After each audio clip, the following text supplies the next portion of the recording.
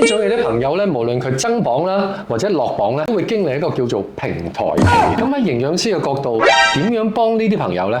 就係要改變，係啦，無論係你個生活嘅習慣啦，或者飲食上啦，都要啲少少嘅改變嘅。因為我哋譬如以減肥嚟計啦，好平常遇到平台期嘅，就係因為我哋身體啦，你減肥嘅時候，除咗脂肪嘅流失啦，其實水分啦、肌肉都會流失嘅。咁而肌肉就係負責我哋個新陳代謝啊嘛。係啦，咁當你一流失咗嘅時候咧，咁佢自然我哋身體就會保護機制，係啦，就會儲起翻我哋所攝取嘅能量啦。係啦，咁就會變相就有個平台期啦。咁同自己嘅心傾偈得唔得㗎？嗱，我而家嚟緊做咩啊？嗱，你配合下啦，有冇用嘅咧？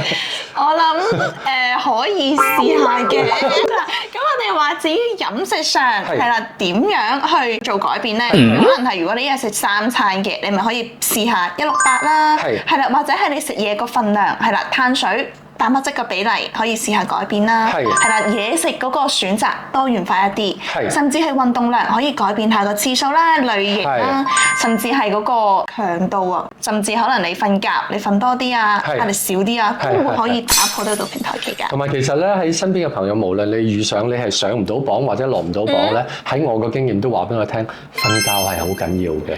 因為如果你休息唔夠，你做幾多運動，你啲肌肉都唔會生。係啊。咁如果你瞓覺瞓得唔夠咧，你係點都減唔到肥㗎。